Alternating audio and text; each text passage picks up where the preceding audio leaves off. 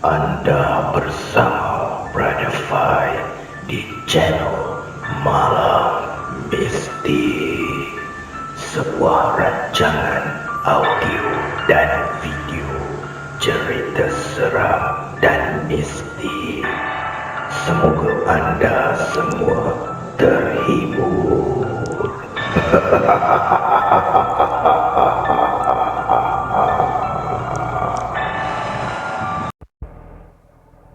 Apa kabar para pendengar Malam Mistik?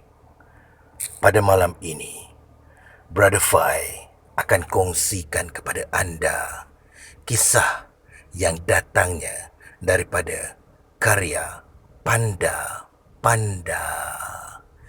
Kisah yang bertajuk Kau Warisku. Assalamualaikum warahmatullahi wabarakatuh kepada yang beragama Islam, dan selamat berbahagia kepada yang tidak seagama dengan saya. Hari ini saya ingin mengolah semula cerita yang pernah diceritakan oleh kenalan ayah. Ianya berlaku sekitar tahun 80-an di Melaka. Selamat mendengar kisah ini. Kami adalah keluarga berbangsa Baba Nyonya yang tinggal di hujung kampung. Papa seorang pekebun di atas seekar tanah peninggalan nenek. Papa menanam petola, cili, timun dan bayam untuk menyara kami sekeluarga. Kehidupan kami sangatlah sederhana, tapi cukuplah untuk kami sekeluarga. Aku tak ada adik-beradik lain kerana kekangan hidup memaksa mama dan papa merancang untuk besarkan aku dulu. Jika ada rezeki yang lebih, baru fikirkan sama ada nak anak lagi atau cukup setakat seorang je. Hanya anjing-anjing peliharaan kami yang rapat dengan aku. Mereka lah peneman aku sepanjang hari dan berlari-lari mengejar aku setiap hari. Usia aku baru 18 tahun. Aku selalu bermain di tepi rumah tanpa menyedari ada sepasang mata yang selalu memerhati. Aku dapat merasakan ia seperti seseorang yang sukar kau jejaki dan cari di mana tempat persembunyiannya. Sudah berkali-kali aku ceritakan pada papa dan mama jugalah. Namun mereka anggap itu cuma perasaan aku, ataupun itu adalah monyet yang menyuruh melihat aku bermain dengan anjing-anjingku. Kebun papa aku terletak dekat dengan rumah. Satu hari, seorang kawan papa mengajak papa bercucuk tanam di kebunnya. Papa disuruh bersihkan tanah yang terbiar yang berdekatan dengan hutan tebal di hujung pekan. Semua kos membersihkan kebun tu kawan papa yang tanggung. Papa akan diberi upah yang lumayan. Kebetulan aku baru tamat SPM masa tu. Niat di hati nak lanjutkan pelajaran, macam kawan-kawan yang lain lah. Ramai yang sudah daftar untuk permohonan kemasukan universiti. Cuma aku yang masih berdiam diri lagi. Petang tu, aku duduk di bawah pohon mangga sambil menghirup udara yang nyaman. 3 ekor anjing kesayangan ni pun datanglah dekat. Salah seekornya yang bernama Obit. Obit ni sejak lahir ada kecacatan di kakinya. Dia tempang dan telinga kiri pula putus digigit anjing jantan liar. Masa tu, dia baru berusia 2 minggu. Ibunya bawa ke tempat tinggi dan terjatuh ke lantai. Nasib baiklah mama cepat sedar. Kesian Obit kerana kecacatan tu kekal sampai dia besar. 2 ekor lagi bernama Black dan Mocha. Disebabkan 2 lagi tu sudah berumur, kerajinan untuk main memang dah kurang lah. Black dengan Mocha lebih suka mengekor ke mana saja papa pergi. Mereka dilatih Papa sebagai anjing pemburu dan penjaga kebun. Pantang ada haiwan perosak, terutamanya babi hutan mendekati kebun Papa. Memang pantas Black dengan Mocha perambat sampai mangsanya lari lintang pukang. Sandra, mulai hari ini Papa akan bawa Black ke kebun baru. Kamu tengokkan Mocha dengan Obit. Jangan sampai pergi jauh dari kebun kita. Takut ada babi datang kacau tau. Papa bersiap-siap dengan membawa peralatannya menaiki Hilux 2 pintu. Black sudah pun panjat di kabin. Aku gosok-gosok kepala Black. Sekarang dah tua tapi masih setia berkhidmat untuk Papa di kebun. Bila kereta Papa bergerak, Black telah melompat dari kabin belakang dan terus meluru ke arah Obit yang sedang mengoyakkan kertas di sebelah kakiku. Sesekali, dia menyalak ke arah belukar di tepi rumah, seperti ternampak musuh. Aku tergamam melihat kelakuan Black. Selalunya, dia bersifat tenang dan tak banyak kerenah. Papa pun berhenti kereta sambil menjerit, memanggil Black. Kenapa Black? Papa panggil tu. Go, go, go. Good boy. Aku usap lagi kepalanya. Dia mengiling-gilingkan kepala. Lucu betul tengok kerenah Black. Petang tu, aku bawa Mocha dan Obit ke kebun. Macam biasa, Mocha akan berlega-lega di tepi pagar sambil menghidu-hidu tanah. Aku duduk di para tepi pohon jambu, termenung mendengar lagu Mandarin. Entah kenapa petang ni aku sering terbayangkan Black dengan sedikit perangai peliknya. Mungkinkah dia risau meninggalkan Obit dan Mocha? Obit, Mocha, tunggu sini. Aku beri bahasa isyarat supaya mereka tidak ikut aku balik. Terlupa nak bawa air minuman. Petang yang panas dan tidak berangin membuatkan tekakku kering. Mocha pandang aku seketika, kemudian menghilangkan diri di celah-celah pokok liar di luar pagar. Obit menyalak, seperti tak mahu aku tinggalkan dia. Tunggu, tak lamalah. Aku jeling manja ke arahnya. Obit duduk sambil memandang aku berlalu. 50 meter jarak kebun kecil ayah dari rumah. Aku terlupa bawa basikal. Tak mengapalah, bukan jauh pun. Sambil berjalan, sambil nyanyi kecil lah. Aku ikut laluan paling singkat untuk balik ke rumah. Cuma agak sukar kerana ada pokok-pokok tua dan belukar yang Papa tak pernah indahkan. 20 meter lagi sampailah ke pagar rumah. Suasana tenang tanpa kicauan burung. Peluh merecik di wajahku. Aku hentikan langkah. Seperti ada suara reranting dan dedaunan kering dipijak.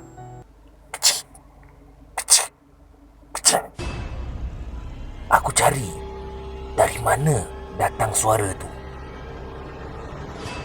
Hati berasa ada sesuatu yang tak kena. Aku lihat lalang di sebelah kiri dan kananku bergerak. Apa yang terlindung di sebalik lalang? Aku percepatkan langkah, ingin menjerit, tapi baru ku sedar Mama sejak semalam tidur di rumah nenek. Rumah kami memang jauh dari jiran-jiran. Aku rasa cuak bila gerakan lalang semakin ketara. 3 orang lelaki keluar dari persembunyian. Aku berdiri memeluk tubuh. Ternyata mereka datang dengan niat yang tak baik. Badan semakin menggigil. Apa yang kau nak? Apa yang kau nak? 3 lelaki muka jahat menyeringai melihat aku ketakutan.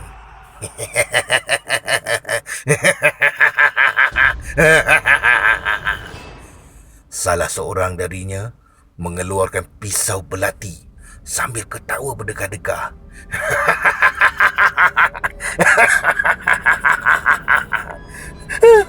Bapa! Suaraku lemah. Sungguh aku takut berdepan dengan situasi begini. Kau panggil ayah kau ya? Dia sudah masuk dalam hutan sana. Kau fikir ayah kau dengar? Lelaki berambut perang menjelikan lidah mengejek aku. Aku menangis, tak tahu nak buat apa. Sudah lama kami tunggu peluang ni. Mak kau balik kampung. Ayah kau dalam hutan tu. Siapa boleh tolong kau? Dia terus menarik tangan aku. Luluh jantung aku melihat wajahnya yang bengis. Bau mulutnya busuk. Ini baru lepas toga arak ni. Aku semakin pasrah dan tak mampu lakukan apa-apa.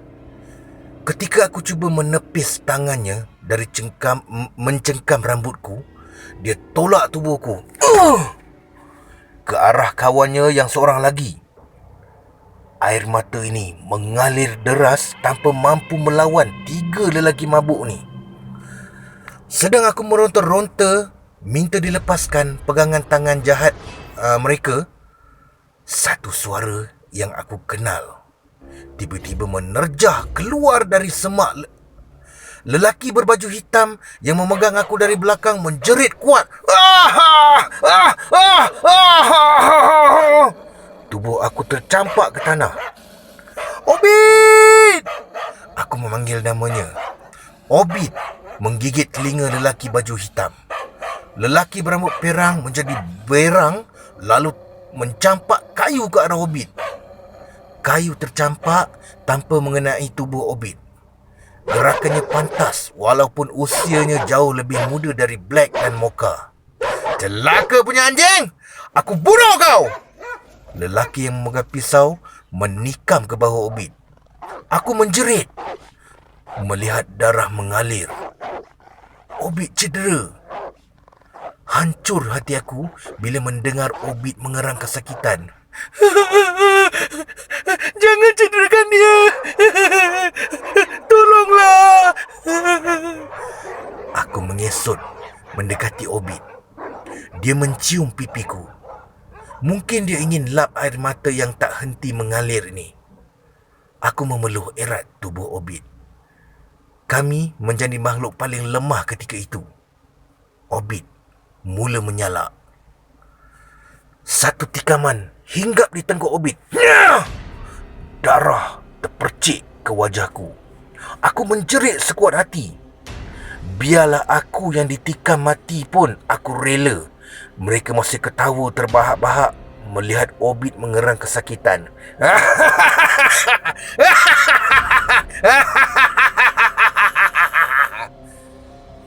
Cahaya matahari semakin malap.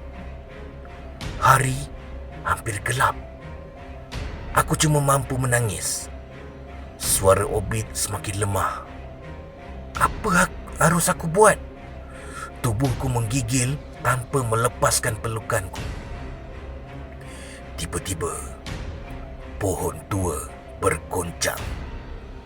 4 batang pohon tua bagai digoncang sesuatu. 3 orang lelaki jahat tu mencari-cari apa punca pokok-pokok tu bergoncang. Bunyi berburung terbang seperti ada sesuatu yang menakutkan. Apa tu? Suara lelaki berambut perang menjerit menuding ke arah dahan pokok yang paling rendah. Aku tak mampu menoleh. Obit meronta kecil. Aku ribakan tubuhnya yang seakan lemah. Lelaki bertiga tu berlari mengutip batu dan kayu. Riuh suara mereka berebut-rebut melemparkan batu dan kayu ke arah sesuatu yang aku tak pasti. Kau ambil lagi batu! Ambil lagi batu! Baling! Celaka punya binatang! Aku tidak berani memusingkan badan. Dengan keadaan Obit yang luka berlumuran darah begini, aku biarkan apa yang berlaku antara mereka. Ketika mereka menjerit-jerit ketakutan, aku terdengar suara seperti ngauman harimau, diikuti dengan jeritan jantan-jantan mabuk sambil berlari. Ah! Ah! Ah! Ah! Ah! Obit! Obit! Aku menangis lagi. Jika ditakdirkan aku akan mati hari ini, aku rela. Obit juga tidak lagi mengerang. Aku hilang rasa takut walaupun aku dapat rasakan benda yang menakutkan itu sedang menghampiriku dari belakang. Aku pejamkan mata.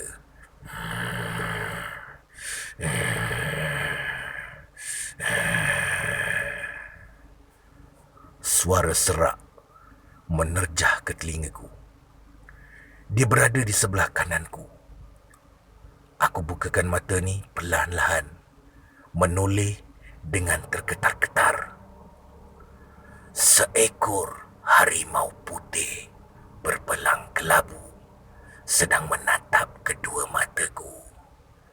Wajahnya seakan-akan manusia yang dipenuhi bulu putih. Kedua kaki ini lembik tak bermaya untuk bangun. Dia memandang Obit, tunduk sambil menjilat darah yang masih segar dari tengkuk dan bahu Obit. Obit mengangkat muka sambil menjilat pipi harimau putih itu. Matanya yang merah memandang aku.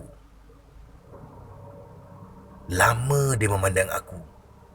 Aku menggigil, menghulurkan tangan, menyentuh bahunya. Terima kasih, tolong Obit. Terima kasih, selamatkan saya. Air mata berjuraian menerusi pipi. Dia bagaikan memahami apa yang aku cakap. Dia angguk dan terus berlalu pergi. Awak! Janji dengan saya, awak akan datang lagi ya? Aku menjerit. Harimau putih itu menoleh, merenung lagi wajahku. Janji ya, kita kawan. Sebaris senyuman, aku ukirkan dalam tangisan. Dia mengaum, menganggukkan kepala dan terus hilang dari pandangan. Sejak peristiwa itu, Papa telah mengupah seorang pekerja untuk menjaga kebun berhampiran rumah. 3 lelaki jahat merengkuk dalam penjara selepas Papa bawa aku buat laporan di balai polis. Aku ceritakan pada Mama dengan Papa kehadiran harimau putih membantu aku dan Obit. Mama dan Papa memang tak percayalah. Berbeza pula dengan Uncle Chia, tuan tanah yang Papa kerjakan sekarang. Dia percaya apa yang aku cakap. Malah, dia rasa aku sangat bertuah kerana dapat berjumpa harimau putih yang disebut-sebut sejak berpuluh tahun lamanya. Saka harimau putih tu milik moyang kamu. Dia Cina Baba kahwin dengan Melayu Bugis. Mungkin moyang Melayu sebelah lelaki kamulah yang punya saka tu. Tak ada pewaris. Dia terbiar hidup dalam hutan. Itu cerita yang Uncle Chia dengar dari mulut moyang perempuan kamu. Masa tu moyang lelaki dah lama meninggal. Peristiwa hitam itu sudah 2 bulan berlalu. Obit semakin pulih dari kecederaannya. Dan aku pula lebih tenang dengan keadaanku sekarang. Obit menggeselkan kepalanya pada kawan aku. Aku mengusap kepala Obit dan kepala harimau putih yang menjelma setiap kali bulan mengambang penuh. Jaga aku baik-baik. Akan ku jaga kau seperti nyawaku. Aku tersenyum puas. Sekian cerita panda untuk hari ini. Terima kasih kerana sudi mendengar. Terima kasih, Brother Fai. Peace. No war.